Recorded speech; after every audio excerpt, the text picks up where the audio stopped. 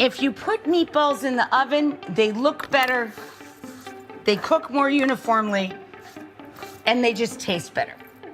So that's my thought on that. For 17 years, Rachael Ray was one of the most familiar faces on American television. Then, almost suddenly, she was gone. No dramatic farewell, no long explanation, just silence. And that silence created a storm. Fans began wondering if something was wrong, if her health was failing, or if the woman who had built an entire food empire had quietly reached the end of her journey. But the truth was more complicated than a rumor. Rachael Ray was not simply disappearing. She was trying to reclaim her own life after years of living inside the image the public expected from her. And to understand why, we have to go back to the beginning. Before the fame, before the empire, and before television turned a working-class woman who loved food into a household name. The girl from the mountains. Rachel Domenica. Ray was born on August 25, 1968, in the small town of Glens Falls, New York. Food was part of her life from the very beginning. Her family worked in the restaurant business, and she grew up surrounded by busy kitchens, family recipes, and the non-stop energy of the food industry. Years later, she reflected that she could not remember a single day of her life that did not revolve around food. In her 20s, Rachel moved to New York City looking for opportunity. But after surviving 2 armed robberies in a short period of time, she left the city and returned home. At the time, it looked like her ambitions had come to an abrupt end. Instead, that setback became the turning point. While managing a food counter in Albany, she noticed that many customers avoided cooking because they believed it took too much time. That observation inspired a simple idea: meals that could be made in just 30 minutes. She began teaching quick cooking classes, which caught the attention of local television producers. In 2001, Food Network signed her. Soon, shows like 30-minute meals, $40 a day, and Tasty Travels turned her into one of the most recognizable personalities in American food television. Her success quickly expanded beyond television. She launched a best-selling magazine, hosted her own daytime talk show, and even introduced phrases like EVOO that became part of everyday American culture. Away from the spotlight, she married entertainment lawyer John Cusimano in 2005. She also devoted much of her success to charity, creating programs that helped children eat healthier and supported animal rescue efforts across the country.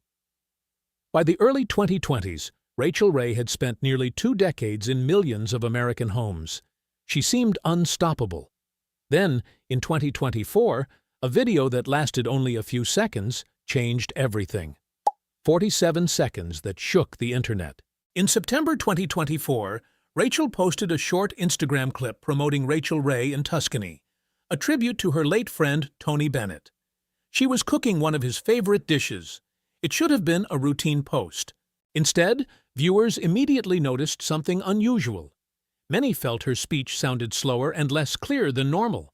Within hours, the video spread across social media, and speculation exploded. Some viewers began questioning her health, while others suggested alcohol might be involved. There was no evidence for any of it, but the rumors spread quickly. When media outlets contacted her team, they received no meaningful response. Rachel also stayed silent. Rather than calming the situation, that silence only fueled more speculation. The controversy intensified a month later when she launched her new podcast, I'll Sleep When I'm Dead. During a casual conversation, she mentioned that she had suffered a few serious falls in recent weeks. She offered no further explanation. That brief comment sparked an entirely new wave of theories. Social media users began analyzing her appearance and behavior, with many attempting to diagnose medical conditions from afar. As the rumors grew, reports claimed she had become increasingly private and withdrawn. Months later, Rachel finally hinted at why she refused to engage. She explained that she avoided reading things written about her online because she found it frightening. She also revealed that organized groups of critics had followed and attacked her for years. This was not the silence of someone who did not care. It was the silence of someone who had spent decades learning how cruel public attention could become. And to understand why a 47-second video triggered such an intense reaction, we have to go back even further. Because long before the internet began questioning what was happening to Rachael Ray, she had already survived struggles that most people never knew existed. 3 years of hell. In May 2020, Rachael lost Isabu, the beloved pit bull who had been part of her family for 15 years. Fans knew the dog well from countless appearances on her show. It was the first blow in what would become one of the hardest periods of her life. Just 3 months later, disaster struck again. On August 9, 2020, her home in Lake Luzerne, New York, caught fire while Rachael, her husband John, her mother Elsa, and their dog Bella were inside. They escaped safely, but the house was destroyed. The fire wiped out much more than a building. Rachael lost decades of personal journals. John lost a lifetime of music and recordings. Priceless family memories disappeared overnight. Looking back, Rachael said the family had lost a huge part of the physical evidence of their lives together. With the pandemic shutting everything down, the couple moved into the guest house. John took over filming duties so Rachael could continue producing her show from home, often working just steps away from the ruins of their house. Then came another setback. In 2021, Hurricane Ida flooded their newly renovated Manhattan apartment, causing extensive damage throughout the property. In less than 2 years, the family had endured the loss of a beloved pet, a house fire, a global pandemic, and a major flood. Yet every day, Rachael still appeared on television, smiling, joking, and teaching America how to cook. The public saw the cheerful television personality. Behind the scenes, she was dealing with a very different reality. In early 2023, she announced that she was ending her daytime talk show after 17 years and more than 2,000 episodes. The official explanation was that her interests had evolved beyond the traditional television format. The final episode aired in May 2023 under extraordinary circumstances. A major snowstorm hit the Adirondacks, knocking out internet service and disrupting production. In the end, much of the farewell was filmed with only Rachael and John working together from home. She believed the worst chapter of her life was finally over. She was wrong. Less than 2 years later, another crisis arrived from the last place she expected. Losing a friend. On June 17, 2025, the food television world was stunned by the sudden death of Ann Burrell at the age of 55. Her husband, Stuart Claxton, found her at their Brooklyn home after seeing her alive only hours earlier. The next day, Rachael Ray broke her silence. After spending more than a year ignoring rumors about her own health and personal life, she shared one of the most emotional messages of her career. She said she and her husband were heartbroken and struggled to believe that someone as energetic, fearless, and full of life as Ann could be gone so suddenly. Most viewers knew them as television colleagues. In reality, they were much closer. The two worked together for years on Worst Cooks in America, and when Ann married Stuart in 2021, she asked Rachael to be a bridesmaid. Rachael later revealed that, outside of family, Ann was the only person who had ever asked her to take on that role. Their friendship extended far beyond television. Rachael hosted Ann's bachelorette celebration in Europe and welcomed the group to her villa in Tuscany.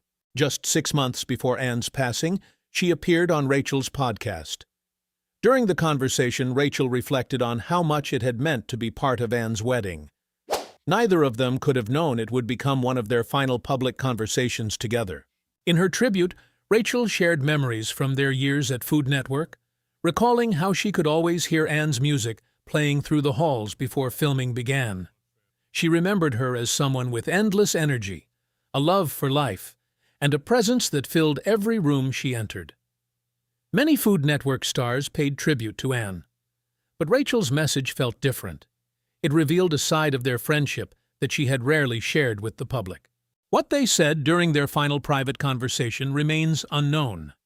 Rachael has never spoken about it, and while the internet continues to speculate about her health and disappearance from the spotlight, away from public attention, she has been quietly building a new chapter of her life. And that chapter may change the way people view her story entirely. Behind the Lens. The same year Rachael left her daytime talk show, she quietly launched Free Food Studios with 3 longtime associates. Her goal was simple: stop working for other people and start owning the content she created. She threw herself into the project at an astonishing pace, producing huge amounts of material in just days. To some, it seemed like more than ambition. It looked like someone using work to outrun years of loss and upheaval. Then came a major breakthrough. In January 2024, A+E Networks acquired a 50% stake in Free Food Studios and ordered 278 episodes of culinary programming. This was not a typical television deal. Rachael was no longer just the on-screen talent. She was a co-owner. While the internet focused on rumors about her health, a new business empire was quietly taking shape behind the scenes. New shows quickly followed. Meals in Minutes and Rachael Ray in Tuscany expanded her reach. But Rachael Ray's rebuild was the most personal. Inspired by her own house fire, the series followed families rebuilding after devastating disasters. Rachael later explained that she understood what it felt like to watch years of your life disappear overnight and wanted to help others facing the same reality. By late 2025, A+E doubled down with another 110-episode order. In less than 2 years, the partnership had grown to nearly 400 episodes. Far from disappearing, Rachael was producing some of the most ambitious content of her career. Her personal life had changed as well. She and her husband John divided their time between New York and their villa in Tuscany. Tabloids occasionally tried to turn their relationship into a story, but Rachael brushed off the speculation, explaining that passionate disagreements were simply part of their long marriage.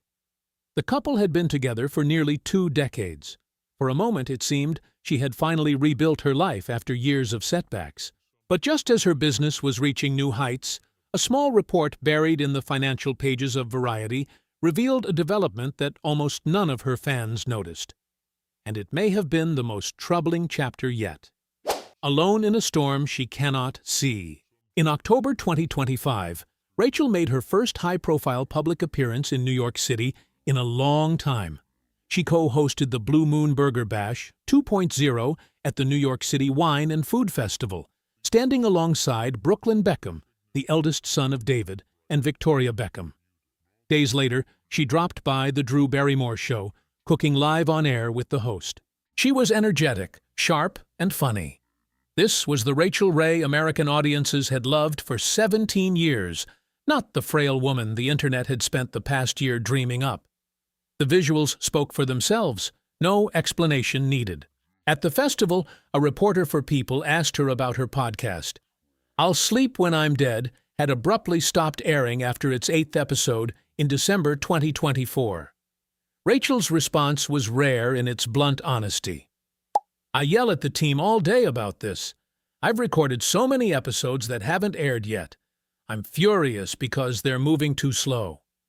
The production team later confirmed the hiatus was simply due to the holiday season and that new episodes were locked and loaded for release. Rachael wasn't hiding. The machinery behind her was just jammed. The truth was boring enough to disappoint anyone looking for drama. But the real story actually holds 2 layers of somber truths. And the second layer is where the real story lies. The first layer is personal. Over the last 2+ years, Rachael has endured a compounding stack of grief, a house fire, a flood, walking away from a 17-year show legacy, and losing her best friend. She processed it all in silence. The internet completely misread the room, projecting illness, alcoholism, and hidden scandals onto her. But the reality is far more human. This is simply a 57-year-old woman trying to survive a sequence of losses that could break anyone. She didn't need to be saved. She just needed to be understood. The second layer is the real bombshell, and almost no one is paying attention to it. The very same month A+E expanded Rachael's order by 110 episodes. Variety dropped a separate report. A+E Networks, the parent company of the entire network block Rachael has bet her future on, had been put on the market. Disney and Hearst, the 2 media giants that co-own A+E, have quietly been exploring a sale. The entire portfolio, including A&E Lifetime and the History Channel, could change hands. This isn't a rumor. It's an official financial report. Picture this moment. A woman has just spent 2 years rebuilding everything from the ashes, both her Lake Luzerne home and her television career. She has locked in nearly 400 episodes. She thinks she is finally on solid ground. Then she reads a financial article revealing that her partner company is being shopped around to buyers she has never met. No advanced warning, no phone call, no seat for her at that boardroom table. This is a very different kind of isolation. It's different from the loneliness of a house fire. It's different from the grief of Ann Burrell's funeral. This is the isolation of someone who did absolutely everything right, and it still wasn't enough. Rachael owns 50% of Free Food Studios, but it is a direct joint venture with A+E. If A+E is sold to the wrong buyer, say, a streaming giant like Netflix or Amazon, or a private equity firm that decides to gut the lifestyle sector to focus on higher-margin content, her entire comeback infrastructure could change overnight. The future of nearly 400 episodes hinges on decisions made in rooms she isn't even in. To date, Rachael has not spoken publicly about the A+E situation. This isn't the fearful silence that followed her viral video clip, nor the numbness of the fire, or the heartbreak of losing Anne. This is the silence of an observer, waiting for her moment, preparing for the unknown. The irony is bitterly clear. She left her talk show to gain control. She built a production company to own her content. She signed a deal mapping out the next 2 years of her life. And now, the very network anchoring it all is up for grabs on the open market.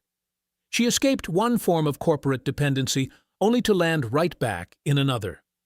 This is what makes this storm entirely different from anything Rachael Ray has faced before. The woman who rebuilds from the ashes.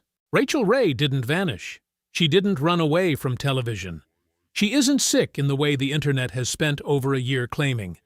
Those are 3 myths thoroughly dismantled by the facts. The core truth is much simpler and much heavier. This is a woman who is all too familiar with the art of rebuilding. When the fire took her home, she rebuilt it brick by brick. When the flood ruined her Manhattan apartment, she restored it with patience. When she lost Ann Burrell, she learned to carry the grief with love and memory. When she walked away from her daytime legacy after 17 years, she quietly engineered a brand-new media empire anchored by her long-term vision. But this time is different. This time, there are no bricks to hold. There are no recipes to prep. There are no cameras to turn on. This is a type of uncertainty you can't fight with kitchen knives and cookbooks. Her fate this time relies entirely on decisions made in corporate boardrooms she has no right to enter. There is a quiet lesson in this entire saga. Celebrity silence is never a synonym for a breakdown. The internet routinely misinterprets the genuine losses of cultural icons, particularly middle-aged women. And sometimes, the gravest threat to a legacy doesn't come from a hospital room. It comes from a corporate boardroom thousands of miles away. Picture the final scene. A woman sits by the window in her Tuscan villa. An open notebook rests on the table before her, a notebook reminiscent of the very journals she lost to the fire years ago. Outside, the world spins with speculation about her. Inside, Rachael Ray keeps writing, keeps cooking, keeps living. Only this time, she doesn't know what the next page will bring. The ultimate question isn't whether Rachael Ray has disappeared. The answer to that is a definitive no. The real question is, can she once again rebuild her empire from the ashes of a corporate merger, the same way she did with her home in Lake Luzerne? Some people are born to build. Others are born to rebuild. Rachael Ray belongs squarely in the second camp.